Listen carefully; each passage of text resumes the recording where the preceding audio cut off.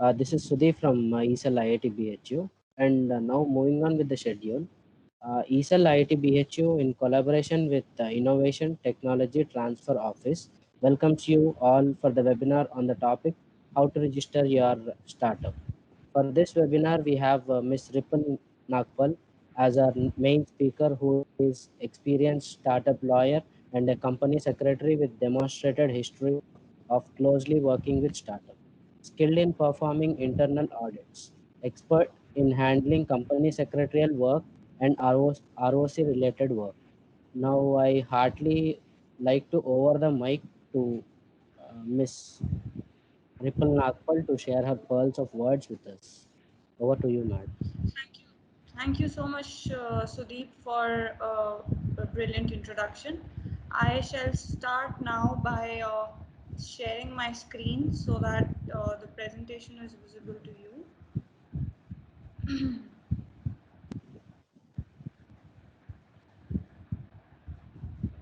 So are you able to view the presentation? Yes, ma'am. Okay. So starting off with how to register a startup. So I have few questions that you should actually start asking yourself before you can take the plunge for getting your startup registered. So these questions are that: do you have an idea in mind?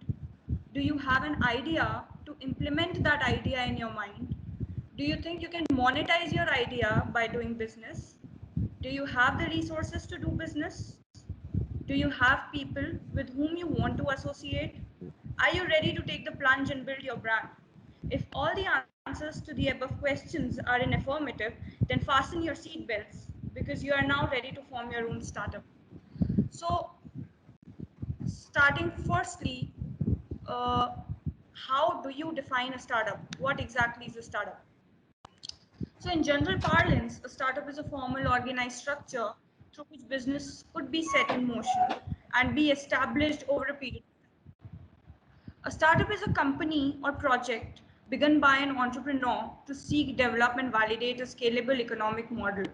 While entrepreneurship refers to all new businesses, including self employment and businesses that never intend to become registered, startups refer to new business that intend to grow large beyond the solo founder. So, this essentially differentiates between a sole proprietorship and a full-fledged startup. Anyone can start doing business, okay? Whatever idea you have in mind, whatever manufacturing business or service providing business you even I am doing business, okay? But I do not call myself a startup. A startup is eventually, I would say that it is an organized structure, no doubt about that. But there are people who are, who are single-handedly doing business, who are the sole owner of the business, and there is no scalability per se. There is no mode of expansion. There is no mentality of expanding the business. I wouldn't term that kind of an organization as a startup. So in principle, startup is an organized structure which could take a form of a company, a private limited company, as you must have heard of, a limited liability partnership, an LLP, which is the short form for it, or a partnership firm. So these three structures are essentially a formal structure of doing business, okay? These, and most importantly, these structures are systematic in nature. A sole proprietorship firm is not systematic. There is no separate legal identity entity whatsoever. So moving on to what are the different types of structures for which a startup could be registered. So essentially there are three kinds of structures. One is the company, second is the LLP, and third is partnership. So company is, I would say that, I got to know that you people are students right now, and obviously when you'll be forming a startup, your intention would be to raise investments in the future from investors. So I would say private limited company structure is investor friendly, and it gains more traction from the investors.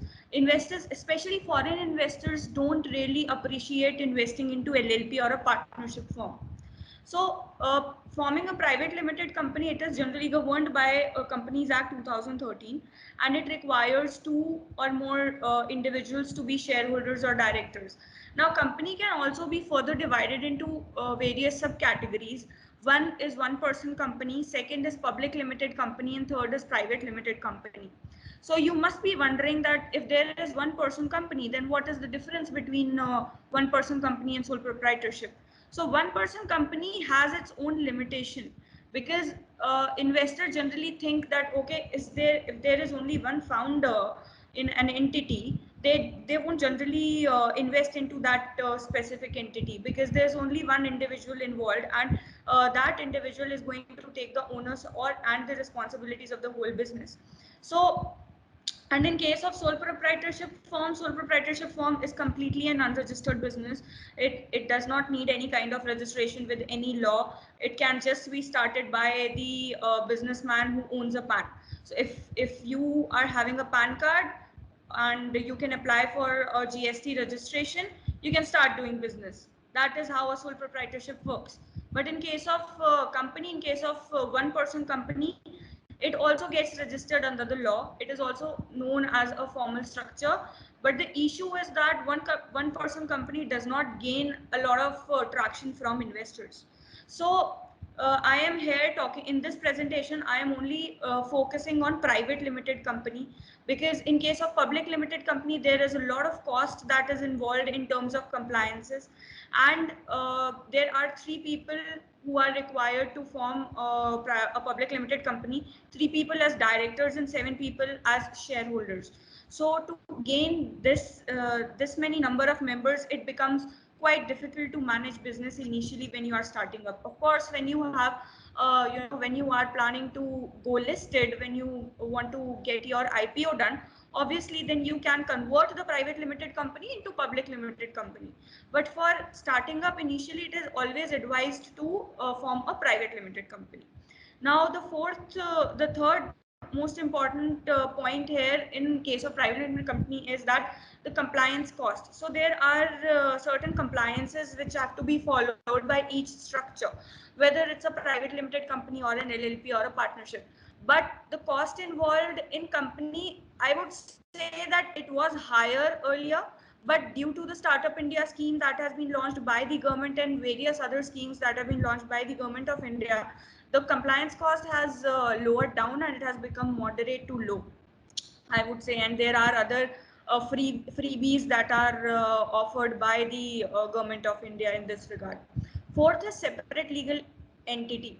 Separate legal entity means that you can consider a company a separate individual from yourself. So in case if there is any liability in the future, company would be held liable. Company separate from you, company separate from the founders would be held liable for any loss that is caused in the future. No individual founder would be touched, or their money would be touched in case there is any future liability. Now, I won't go into much detail concerning the legalities involved in the liability, but I would just say prima facie that it is beneficial to have a company incorporated, because it has its own separate legal identity, so that the liabilities could be differentiated between individual who are forming the company and the company itself. Fifth, investor friendly. As I've already told you that investors favorite company is an investor's favorite business structure. Sixth, easy startup registration. So startup registration means getting a recognition certificate by the DIPP, Department of Investment and Promotion Board of Government of India. So this startup certificate is given by the government of India, and it for a company it's very easy to get this certificate. Second type is LLP, limited liability partnership. So limited liability partnership is a combination of a private limited company and a partnership firm. The only difference is that partnership does not has that kind of a formal structure as compared to an LLP. So the process of getting an LLP registered is similar to that of company, but there is only one difference. It is in the eyes of investors and also in the eyes of, say for example, accelerators and incubators. there is a difference in terms of the organization, the kind of structure that is there in LLP. Now in company there are shareholders, but in the case of LLP there are partners. In company there is memorandum and articles of association which governs the company. In case of LLP there is a partnership LLP agreement, limited liability partnership agreement. So the individuals who are signing those agreements are known as the partners of that LLP. So in case in future, if an LLP is raising investment, investors are generally confused as to what would their contribution would amount to. If they are investing some amount of money into the company, what will be their owners? How will they be recognized? So obviously they will be recognized as partner, but it is not proper to give that kind of a recognition who is to an individual who is investing some small chunk of money into your organization, right?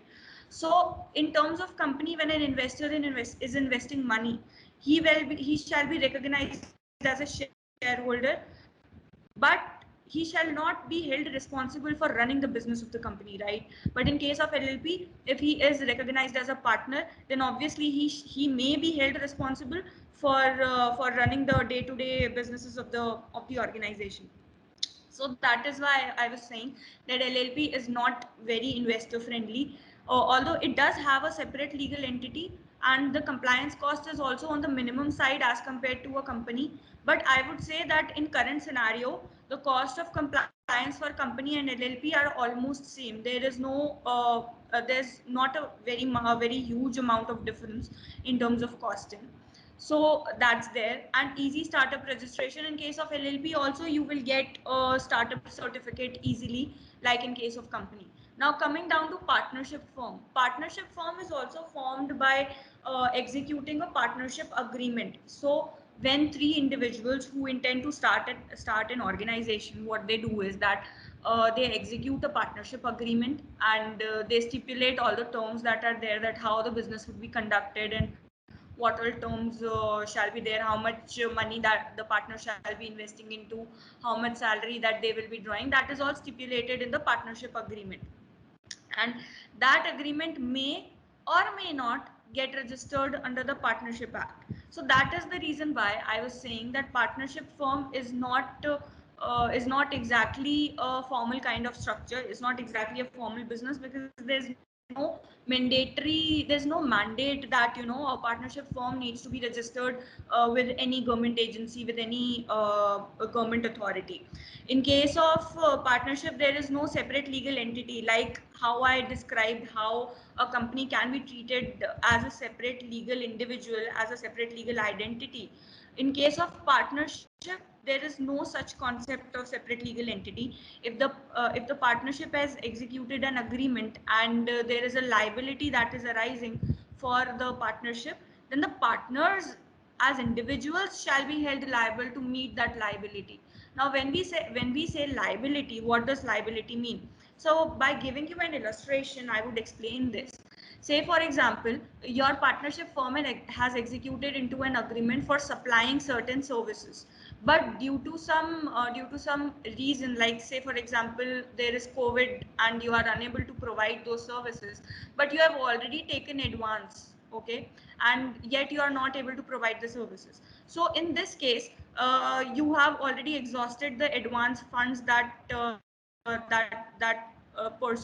other company who is availing the services of your partnership has exhausted. So you have exhausted the money that was there in the partnership's bank account.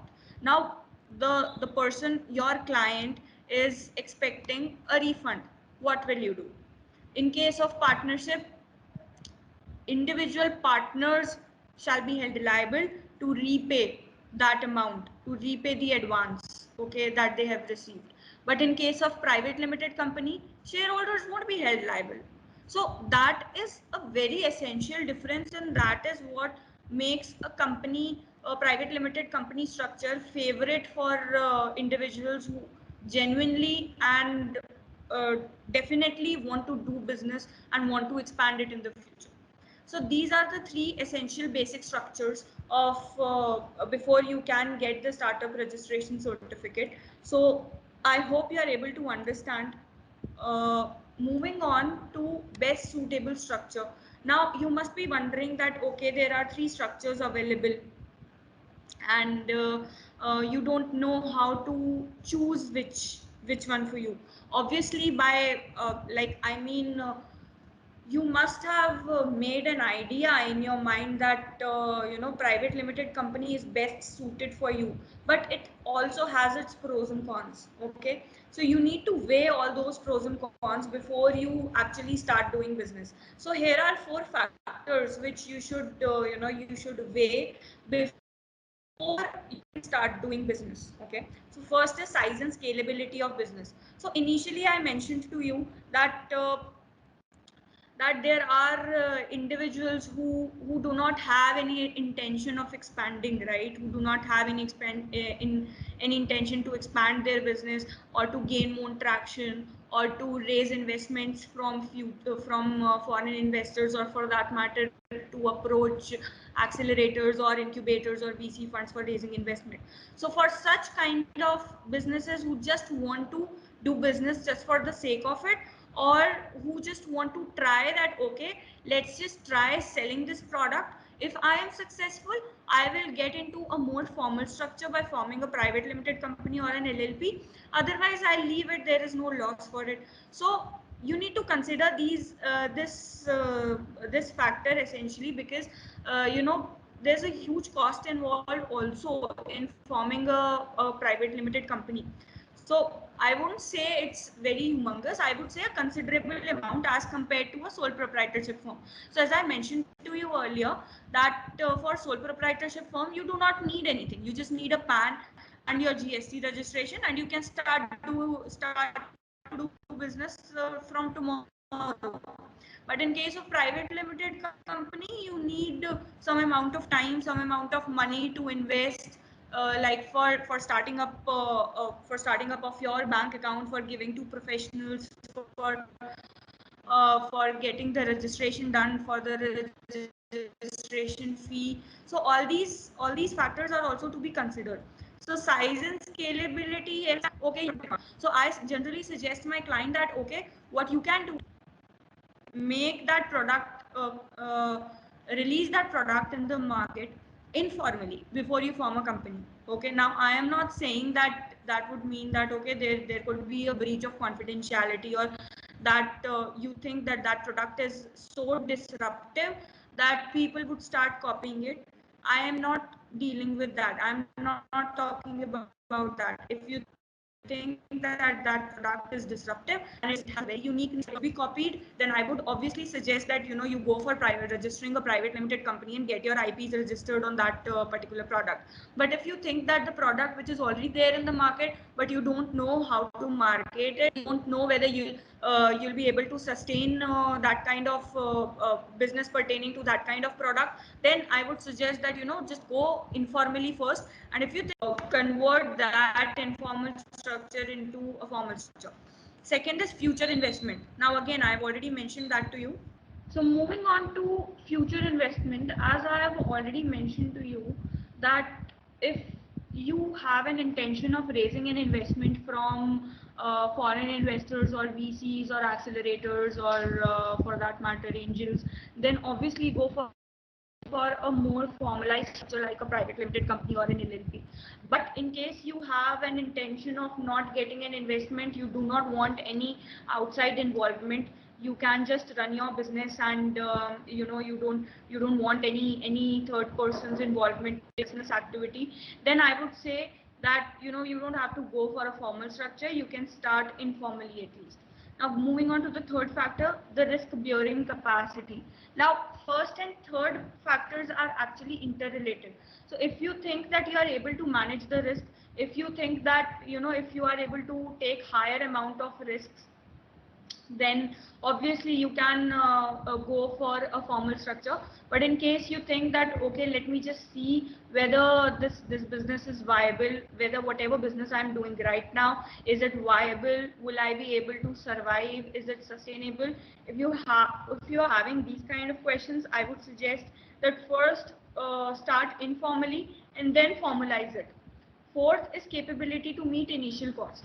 So as I have mentioned to you that it's a very costly affair like not that costly in terms of if you compare it with the sole proprietorship firm or an informal structure of business, it is comparatively costly. And if you think that you won't be able to meet that cost initially, and you think that okay, I will because there are certain compliance costs also. After you form a private limited company, there are certain compliances which are to be fulfilled. If you're not able to, if you think that you won't be able to meet that cost, I would not suggest that you should ideally take the plunge to form a private limited company. So these are essentially the factors which would help you to choose a specific business structure before you can get the startup registered. So here I will just talk about company registration, because as I've mentioned to you that forming a private limited company, so I was saying that since private limited company is the best option for the startups to get registered, because as I've already mentioned to you that most of the people have the intention to raise investments, and also they have the intention to expand their business in the future. They see that they want to develop a brand in the future, so obviously they would go for a private limited company structure. So here I will discuss about how to form a private limited company.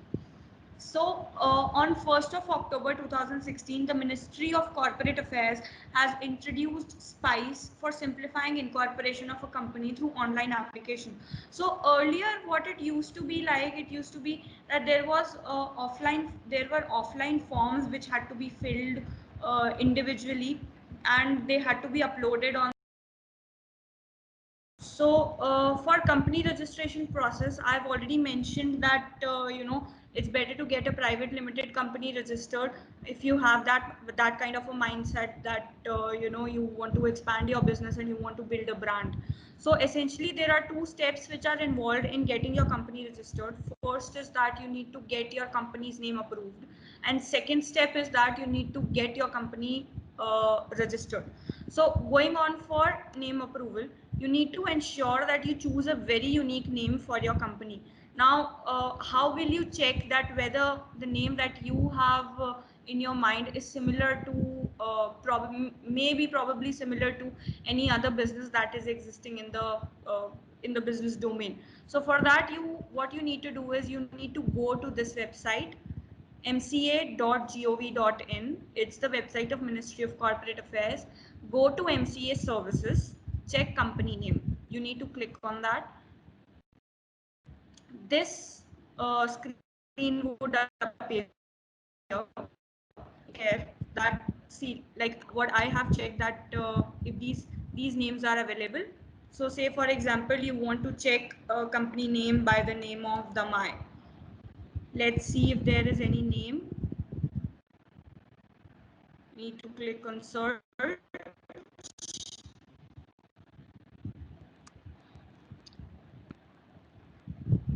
So see, there are companies available with the name of Damai. So I cannot take this name. So this is how you actually, this is how you check the company name. Second, write down the objects for which the company is being registered. Now you have your name in place, you have selected a unique name for your business. Now what you need to do is that in Word format, you need to write down all the objects which are for which you are intending to form the company. Now you need to ensure that whatever object you are choosing, it needs to be uniform. Like you cannot say that you also want to manufacture cement, and at the same time you are providing information technology services, IT services. You cannot do that. So as per the law, as per Companies Act 2013, what it states is that you need to have a uniform object. So if you are writing that your object would be information technology services, it should be limited to that, whatever objects you are choosing. Like for example, you want to choose game development, you want to choose app development. So you can write down all these objects. Of course, you have the opportunity to, in the future you can amend the object as your business expand and as you want to enter into new kind of business for which you think that the object is not covered. You can of course amend it. but it should not be absolutely different from the existing business, the existing object business. So say for example, if you are already into app development, you cannot start a petroleum business altogether. It's a new domain altogether, so obviously you cannot do that. Apply on the website of Ministry of Corporate Affairs. So I have already shown you the website of Ministry of Corporate Affairs. You need to go to that website and get your name registered. Wait for name approval letter. So once the name approval letter, after you file the form for getting the name approved, ministry would go through the object that you have filed and the name that you have filed. They will go through their records also, that whether this name is similar to other company or not. If they find that okay, the name is fine, the name is not similar to any existing business, they will give you an approval letter. So this is how an approval letter would look. So this is issued by the Ministry of Corporate Affairs, as you can see. Okay, and this is the name that has been approved by them, Daitin Technologies Private Limited. And you need to take a note of this thing, that this name is only available for a period of 20 days. So before the expiry of 20 days, you need to get your company registered. In case you are, you have surpassed the 20 days time limit, that name wouldn't be available for you. You can of course refile it again. You can refile for the name approval again, but after, when the 21st day starts, you cannot apply for company registration for that name. On receiving the name approval letter, commences the process of company registration. Now comes the second step. Second step is incorporation. So after you get the name approval letter, you need to collate these documents. These documents, this is a Herculean task, what I have seen with my clients, that they are, it takes them 5 to 7 these documents alone. So it's better that in the meanwhile, you apply for the name. In the meanwhile, you can arrange for these documents, and once the name approval letter comes, you can go to the ministry's website and directly upload these documents and get them signed and get it uploaded. So these are the essentially mandatory documents that you need to arrange. So you need to know that PAN and Aadhaar is mandatory. PAN card of the subscribers, of the shareholders and directors is mandatory. Aadhaar card is mandatory. Address proof. Now in address proof, it could be a bank statement, a telephone bill, electricity bill or whatever. Should not be older than 2 months. So these are essentially the documents. You can take a note of it. You can screenshot it, whatever you feel comfortable with. These documents should be with you, readily available. You need to scan these documents, attach this document with these documents with the SPICE form, which is available online on the MCA's website. And once these documents are attached and everything is ready, you can just straight away upload the SPICE form on the MCA website. So as I've mentioned to you, that 90% of your task is complete if you are able to collate the above documents. Balance 10% is all about filing the form. Now still I suggest that there are various technicalities involved in getting the registration done. You cannot do it on your own. So it is generally advised to take professional help. Now there are various professionals who might fool you, that they will separately apply for PAN card, they will separately apply for TAN card, they will separately apply for GST registration, they will separately apply for ESIC or Employment Provident Fund registration. That is not the case. Government has provided a single window for getting all these registrations at one go. So once you file for the incorporation, you will get certificate of incorporation, PAN, TAN, and in fact now in current scenario, you can also get GST certificate. So all these things you can obtain in one go. So beware of that. If you are approaching a professional and the professional is misguiding you, you have all the right to question them, and you can do some of your homework, some research online. Everything is available. You can Google it. Now, after you get your certificate of incorporation and the essential documents like PAN card, TAN card and everything, you can go to Startup India website and get your startup registration also done. So earlier what scheme was introduced by the government was that you needed a letter of recommendation from your college or from an incubator. Now that demand has also been done away with. What you just need to do is that you need to just go to the website of startupindia.gov.in. You need to upload the certificate of incorporation of your company. You need to enter the details of the directors. There is a questionnaire by the Startup India platform. That questionnaire about words, that how you put your words in that questionnaire, in those questionnaire, that would determine. Now a legal firm, a law firm which is a private limited company, can also get a startup certificate. So it's all about how you package yourself. It's all about how you present yourself while you are answering the questionnaire. And the other documents are some details with regard to the directors and shareholders. So no other single document is required for getting the startup registration done. And also take a note of it that it is free of cost. Startup registration can be obtained without paying anything to the government. So if any professional is asking that this is the government cost, of course they might ask you for the professional fee, for drafting replies for your startup, for answering the questionnaire, for making a startup pitch deck for you, for making a presentation for you. They might ask you for a professional fee, that's fine. But if they are asking for a government fee, then you have all the right to say no, because there is no fee that is prescribed by the government that needs to be paid for getting the startup registration. So you must be aware of the fact that why a startup registration is required for each startup. There are so many benefits, there are plethora of benefits that are offered uh, by the Indian government under the startup banner. So the most essential benefits, if I could tell you, is that there is a tax exemption, and there are rebates also for getting the intellectual property services. Like IITTO may also help you in this case, because I think at that they are also providing incubation services. They might get your IP registered at a minimalistic cost as under the Government of India banner, in the under the Government of India scheme. So intellectual property services include patent registration, trademark registration. So there's good amount of benefits that are involved. So it is generally advised that if you are getting a private limited company registered, might as well get a startup registration, because income tax benefit for startups for 3 years. But that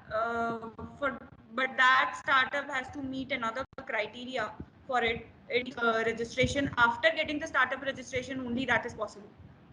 So it's always better to get startup registration before you actually start doing business. So here I have discussed all about how, what kind of structure is most suitable for you, what kind of business you can get your, what kind of structure you can choose for getting your business registered, what is the process of getting the registration done, what is the process of getting the startup. So if you have any questions, you're free to ask right now. I will be very happy to answer all your questions. I know it was really boring, I know it's dry, but at the same time it might help you out in the future when you have your own startup. Madam, actually, it's not a boring thing. It's somewhat interesting. That's great. Okay, guys, now you can go on with your questions. Madam will be ready to answer.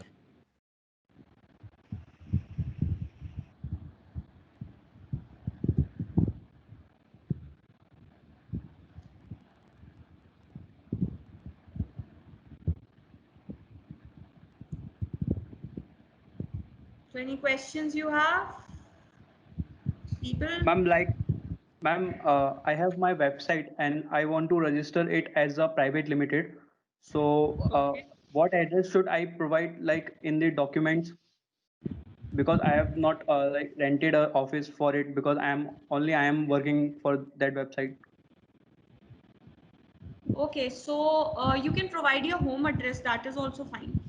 If you are yourself living at, living in a rented premises, that is also fine. If you can give your home address, that is also fine. And if you want a virtual office address, you can approach virtual offices, but that would be a costly affair. But if you want a cheap resolution for this issue, then obviously you can go for getting your personal address registered as your company address. That won't be any issue. Okay, ma'am. And you mentioned how we can check that the company's name is already been registered. So can we also check that Yes. the trademark we are going to use for our company, is that also registered or not? Of course, you can check that. I will show you. You can actually go to the ministry's website and mca.in. I will show you. Just hold on. How do you check it? So, like you went here, you go and click here on the MCA portal. You go and click here, check trademark.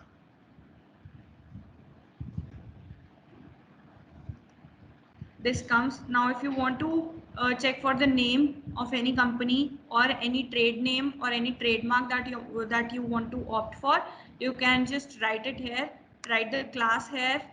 And if you want to know what class your business belongs to, you can click here, go to class details and check what kind of class is there. Say for example, I'm into consulting business and I want to check the brand name Biz Legal.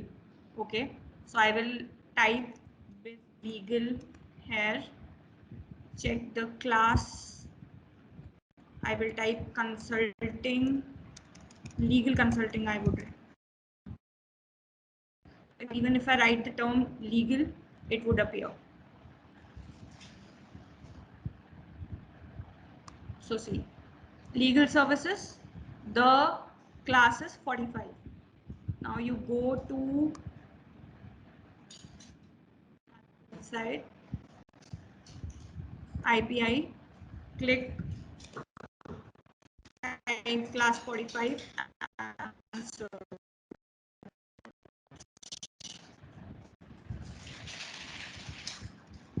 So this is essentially the process of checking a trademark which is there or which is not there. So no trademark is registered under this class specifically. But if I go for management consulting, then it would be there. Okay. So this is how you check it. Ma'am, I I was seeing their hope. website and sorry, ma'am. Yes. Yes. I Yes. was Yes. seeing Tell me. I was seeing Startup India website and they were saying that the idea should be unique. What if, ma'am, the idea is already been implemented, but my application has different features, but idea is same, and also my source code is totally different because I implemented on my own. So is it legal, ma'am, that the idea is No, same, that's but absolutely all right. Even if you have a source code which is different and your idea is essentially similar, you can still go get a startup registration certificate. That's absolutely all right. Many companies. okay, ma'am. Ma'am, one last question is, ma'am, Can you please repeat that? ma'am, one last question is that how much it will cost me, like totally, like to register my company as a private limited.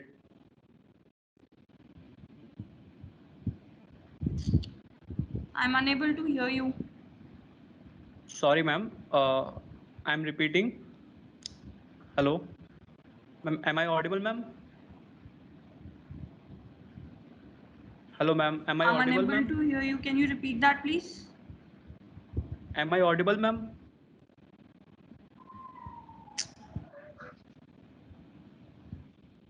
Hello. Am I audible, ma'am? Can you type your query, please? Am I audible, ma'am, right now? Hello. Hello. Am I audible, ma'am? Yes, yes, Sajid. Please, can you repeat your Okay. question? Ma'am, my last question is that how much it will cost me totally, like to register my startup as a private limited? Ma'am, I wanted to ask that, like, I'm not earning anything from my application. So how much it will totally cost me to register as a private limited? So for getting your startup registration done, it actually depends upon the paid up capital that you want to put into and the authorized capital. So it might take as low as 1,000 rupees to as much as 10,000 rupees. So you can say, I'm just talking about the government cost. I am not talking about the professional fee. So the government cost would minimum range between 1,000 rupees to 10,000 rupees. This is the range, okay? And if you want to include the professional fee, the range including the government fee, the total range would be around, you can say, 5,000 to 15,000 rupees. So as low as 5,000 to as much as 15,000 to get the all registrations done, including the GST registration and the startup registration and the company registration. All the registrations are included in this cost. Ma'am, do I have to pay any additional taxes after, like, I have registered my startup, but I'm not earning any profit? So do I have to pay to government for any additional No, taxes? you do not have to pay. No, you do not have to pay any tax until and unless you have business in your company. If you do not have business, you don't have to pay any tax. If you are having business, then there's GST, income tax that needs to be borne. Okay, thank you very much, ma'am. Thank you. I'm done. Thank you. Any other But question from the participants? I have a query. Um, If I am not earning Yes. anything right now, and but I have taken a GST registration, should I file nil return or something like that, even if I am not getting any money from this? So you are saying that you are not earning anything. After that, you just got caught. You just got cut. Can you repeat that? Yes, I was saying I have done registration under a startup, and I have taken GST Okay. and ITR and income tax something, but I am not earning at all. And so I need to file GST return per month by filing nil return, or income tax return Right. by filing nil, something like. Right. So for GST, if you are not doing any business but you have taken the GST registration, of course you need to file a nil return. But in filing that nil return, there is no cost involved. Since there is zero GST, you can yourself go to the GST portal and just file a zero return. Now the SMS facility is also made available by the Government of India. You can file nil return by SMS also.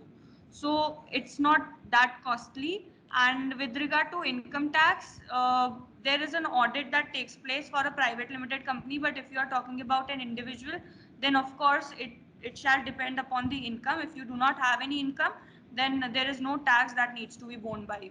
There is no income tax that needs to. Okay, and what is the benefit regarding the tax and return filing and inspection in terms of a startup registration? If I have got a startup registration, what benefit I will take in like tax relaxation and in frequency of filing the returns and something? So for not filing the return, there is no such exemption that is given for filing of the returns per se. If you have already obtained the startup registration, you need to get registration with the interministerial board, that is known as the IMB registration. If you are having profit in the company, then also you don't have to pay tax. If you are running business and you have income and you have profit, then also you don't have to pay tax if you get the registration from the interministerial board.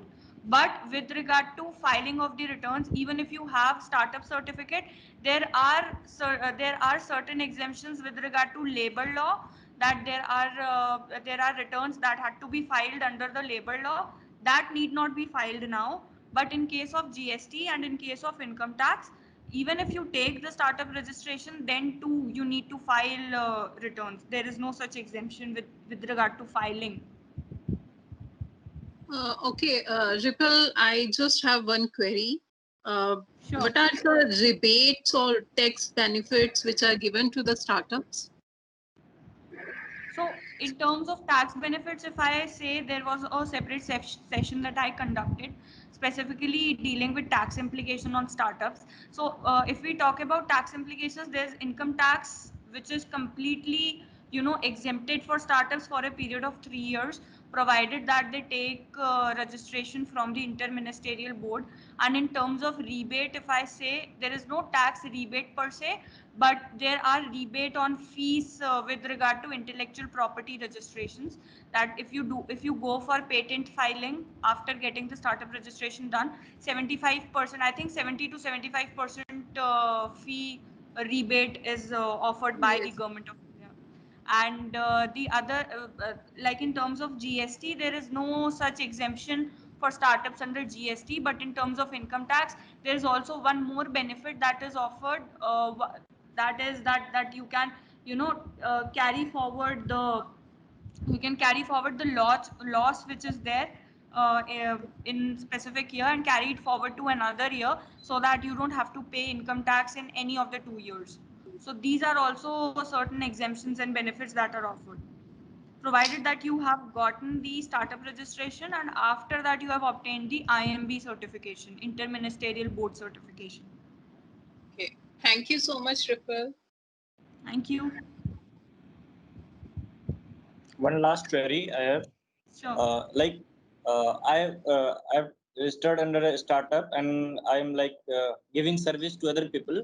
And just for example, let's say I have gained 10,000 rupees from them, and but it's not totally my benefit, and get only 1,000 as benefit. So for GST tax, I have to show 1,000 or 10,000. So for GST, if you have provided services for 15,000 rupees, then you need to raise an invoice of 15,000 plus 18% of 15,000. So 18% on 15,000 is the GST amount that you need to burn. You do not have to bear GST from your own pocket. You have to charge GST from your client additionally from the amount that you are charging for the fee. So if you have provided services for 15,000 rupees, that is your basic professional fee. You need to charge additionally 18% over and above that 15,000. Okay, thank you. Okay.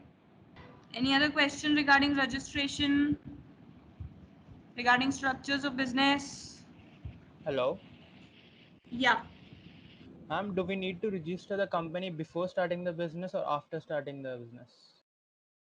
So that actually depends. If you want to test the waters, if you want to test whether your product would work or not, I would suggest that before you could register a company, just get started with your business. But as I mentioned to you earlier, if you think that your business, your product offering or your service offering is very unique and you need to protect it, then it's obviously better to first form a company and then start to do your business. And also there is an investment factor that comes into the picture. If you already have investors in your pocket, and if you have investors already in your pipeline that they are ready to invest in your business, then it's always better to form a company first and then start your business.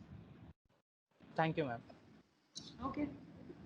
And adding to this thing, if you want to take the benefit of SIPP scheme, which gives benefits for IP filing, there is reduction in professional fee of lawyers, then you have to register your startup under DIPP.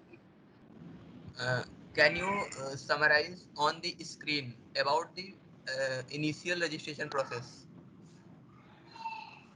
So initial registration process As how we can register on the website, you can present the ministry side like. Okay, so I will share my screen again with you. Although it's a bit complicated process, but I hope you'd understand. I will share my screen and I'll let you know what exactly is the process that we follow. So first I'll share that how after you get your registration done, how a certificate of incorporation is issued to you. This is how a COI looks like. And as I have already mentioned to you earlier, that once you go for incorporation and registration, your PAN and TAN also comes along with the COI. So this is the PAN of the company, this is the TAN of the company, this is the corporate identity number, that is the SIN of the company. So this is how a certificate of incorporation looks like, and this is how a startup registration, startup recognition certificate looks like. So this is issued by the DIPP, hence a unique DIPP certificate number is mentioned. Here the name of the company to which it is awarded and the date of issue. So this certificate never gets expired. So I'm just showing it for your reference so that you know uh, how does your certificates Ma'am, look screen like. is not looking. Now, other Madam, than that, sorry, how, we are unable to see your screen, madam. Can you present your screen, please? so I was saying that this is how a certificate of incorporation looks like. It already has a PAN and TAN inside the certificate only. So if someone says that PAN and TAN हम अलग से apply करेंगे, he's fooling you. Okay? So beware.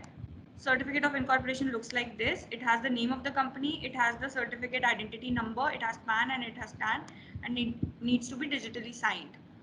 The other certificate that I was showing you was startup recognition certificate.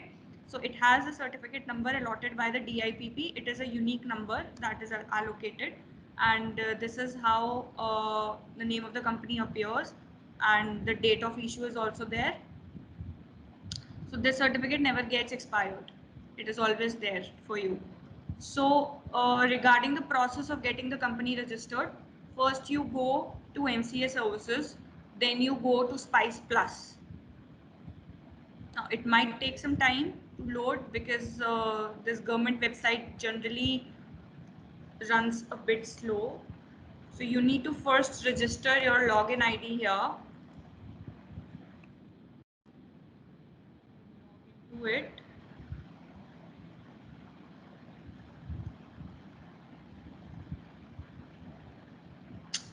Just hold on.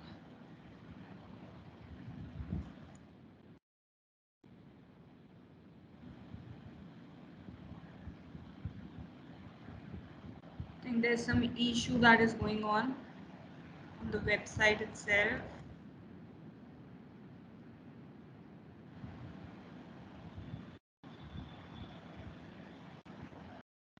Yeah.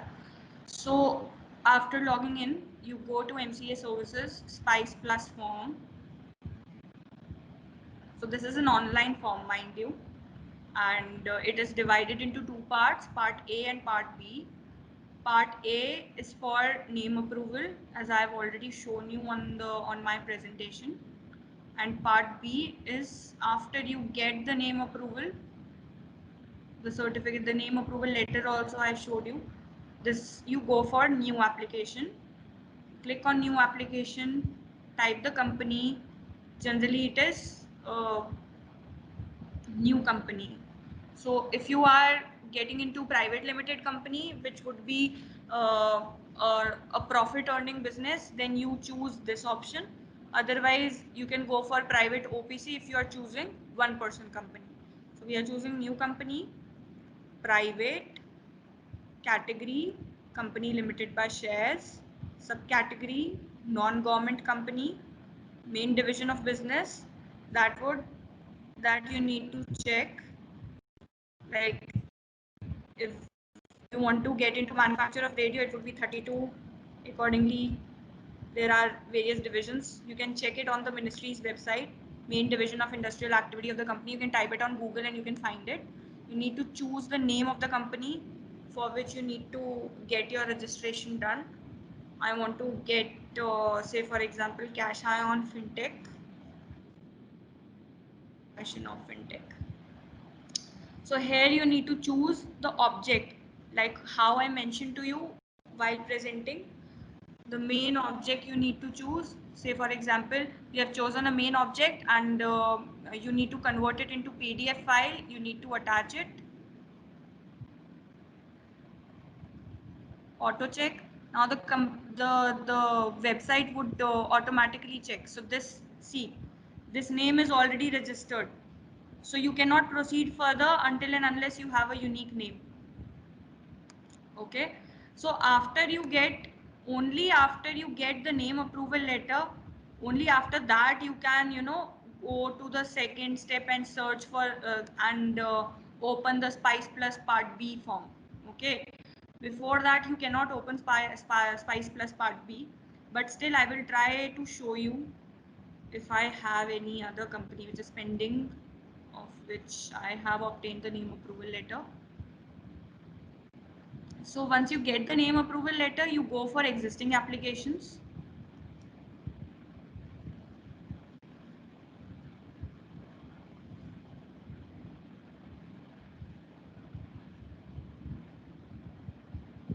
So all in all, if I conclude, is that this is the single portal. You need to just click on Spice Plus. You just need to go on Spice Plus and complete the uploading and all the process.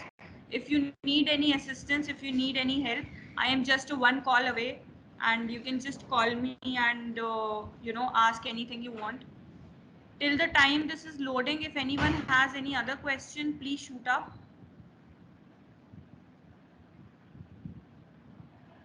Let's see. So say this is the company, Humana Technologies Private Limited. So see, this is approved. Fill. We click on fill. See, part A has already been filled and approved. So we don't have to fill it again because it is approved. Now proceed. So this is a complete e-form on the website. So this is Spice Plus Part B. So there are various steps involved in Spice Plus Part B. You can even go to YouTube, or you can Google it to check and see how this whole form is filled. But I would advise to approach a professional, because again I'm mentioning it to you that there are various technicalities involved. So this is Spice Plus Part B. You just need to fill it. There are further subheads which you need to fill. Only after that you will be able to upload. You'll be able to finalize it. So this is the final process of getting the registration done. I hope I could make myself clear. Yes, ma'am. Thank you, ma'am. Okay. Any other query?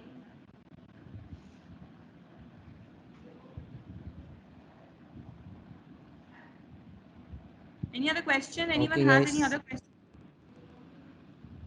Um, I think no, madam. Like they have cleared everything. Okay. Okay. Okay, guys. Thank you for your questions, and madam, thank you for the wonderful session today. Thank you. Yes, it's Hello, ma'am. very useful. Yes, please go on. Hello, ma'am. How can I contact you? Like, what your email ID or? Yes, I will. this is my email ID. This is my mobile number. You can take a note of it. You can directly write to ITTO if you have any other query.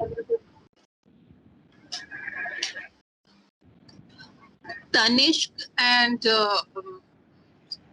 Karan have all the details. You can write to us at queries.ittio@outlook.com.